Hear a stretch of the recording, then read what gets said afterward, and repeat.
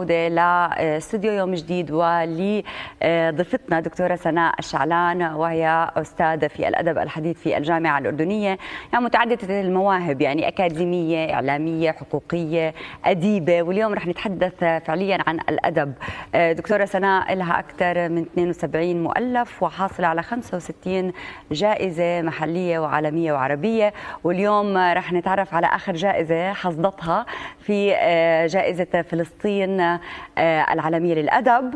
فألف مبروك دكتورة سناء. الله يبارك فيك ويا ميت أهلا وسهلا فيكي وبكم وهذا الصباح الجميل، وبصبح على كل المشاهدين معنا في هذا اليوم الجميل. أهلا وسهلا فيكي دكتورة، يعني حصلتي على الجائزة الأولى الذهبية في جائزة فلسطين العالمية للأدب عن مجموعتك القصصية المنشورة تقاسيم الفلسطيني. نعم. يعني شو بيعني لك هذا الفوز بعد 65 فوز؟ يعني مرات الواحد من كثر ما بيفوز ببطل، يعني مع انه انا برايي لكل جائزه لها رونقها ومذاقها المختلف. تحدثينا.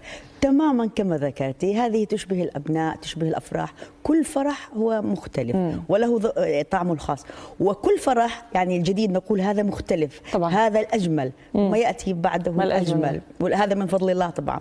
لكن لا شك أنه في كل تكرار لتجربة الفوز تتكرر عندنا يعني كثير من الأمور، منها البوصلة. أين أنت تذهب؟ هل تعمل صح؟ ما هو مشروعك المقبل؟ كيف أنت وصلت إلى هنا؟ لأن دائما نقول الوصول إلى القمة سهل، لكن صح. البقاء عليها هو طبعا صح. يعني أوقات كتير بيقولوا هو الجمال في الرحلة وليس في الوصول، لأنه الواحد إذا بده يوصل ما بيعرف لوين ممكن إنه يوصل. كل هدف بحطه الواحد بيلاقي هدف أكبر منه. نعم. فالرحلة جميلة أكيد من خلال المؤلفات اللي بتقومي فيها.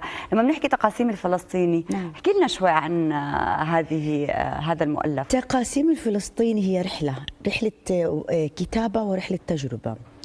أولا هذا الكتاب بالذات وهو مجموعة قصصية، بالمناسبة مجموعة قصصية قصيرة، استغرق مني أكثر من 10 سنوات جمع وسنة كاملة كتابة رصد أو تفريغ لما كتبنا.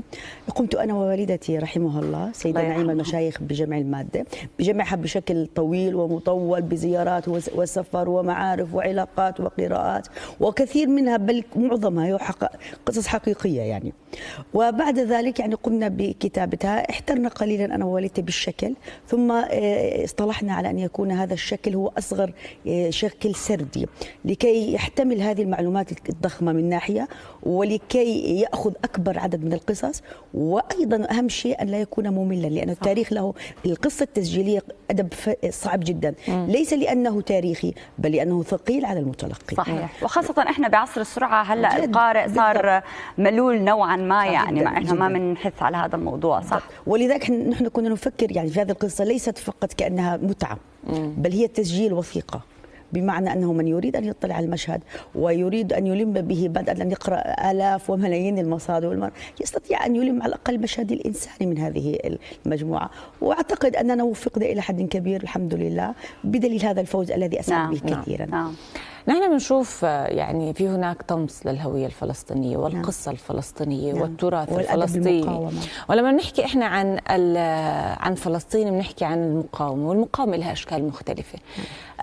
الأدب هو مقاومة أكيد. اليوم من خلال هذه القصة أو من خلال هذه الجائزة أو من خلال مجموعة القصص الموجودة بهذا المؤلف، قديش رح يكون مقاومة، قديش رح يكون إثبات للهوية الفلسطينية، للنضال الفلسطيني، لأيضا قصص عائلات فلسطينية لليوم موجودة بفلسطين وعم بتدافع عنها. بالمناسبة هذه المجموعة ليست فقط فلسطينيين أبطالها كثير من الذين قاتلوا من المستشفى، يعني عندنا نتحدث عن قضية. نعم يعني من أهم القصص قصة اسمها قبر الرمثاوي، أحد جنودنا في الجيش الأردني كيف استشهد، وعندما حاولت يعني عائلته تسترد جثمانه وقبره رفضت الأسرة، قال يعني نحن نتبرك بهذا القبر في حديقتنا.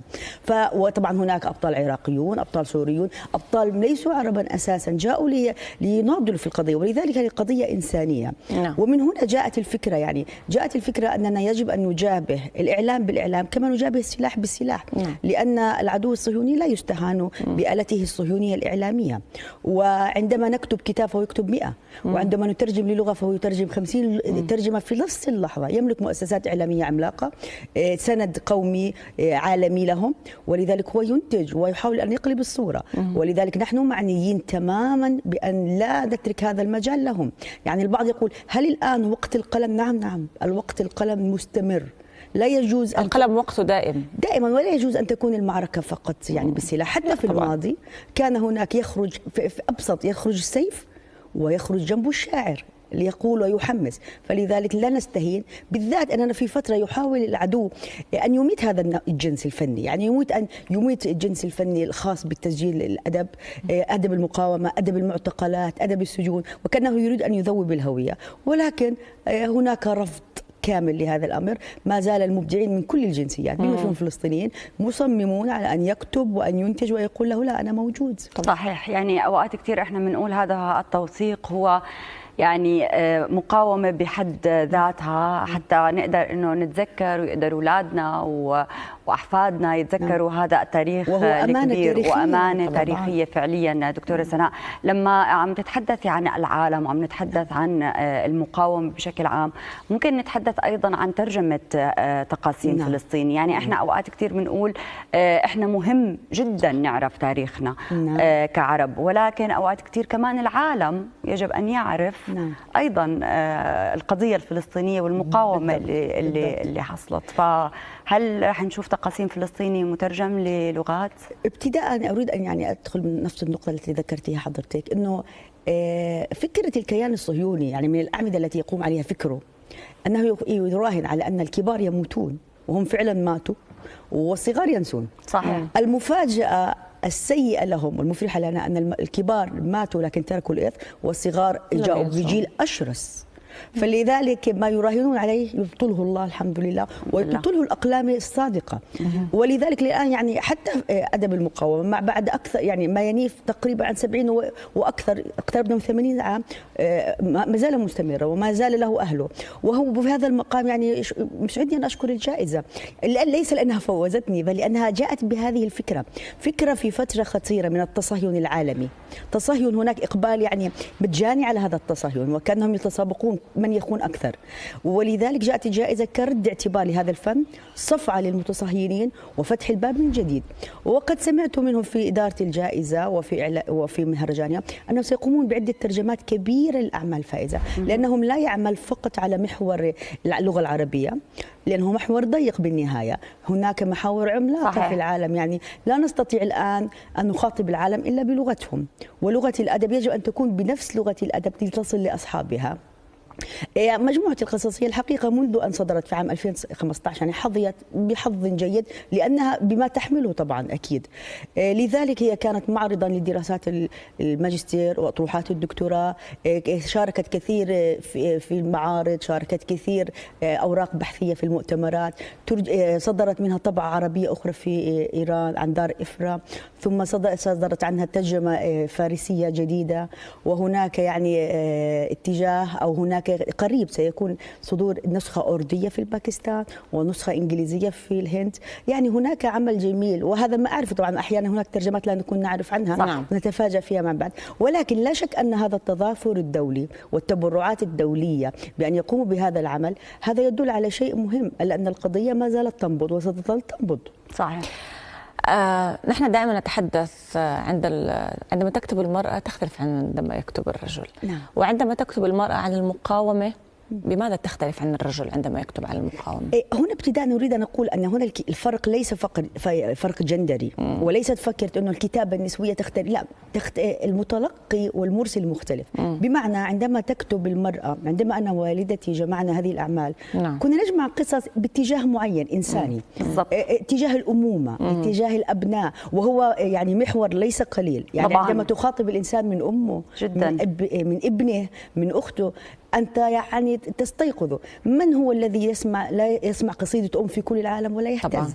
فهذه يعني هذه الناحية أعتقد الالتقاطات اللي عند المرأة غير التقاطات الرجل، ولكن هذا لا يعني أن طريقة الكتابة مختلفة. أنا أعتقد طريقة الالتقاط مختلف، الزاوية مختلفة، لكن المشهد متشابه. هناك من يحاول أن يقول أن الكتابة نسبية غير، ليست الكتابة، الالتقاط مختلف. نعم بالتأكيد مختلفة. صحيح، لأنه أكيد أحاسيس المرأة هي اللي يمكن ما بدي أقول بتحكمها، ولكن هي اللي بتكون جياشة بالمشاعر بشكل أكبر، والأمور الإنسانية اللي تفضلت فيها وقلتي إنها مرتبطة جدا بالأمومة، مرتبطة جدا بالأخوة، البنوة. صحيح.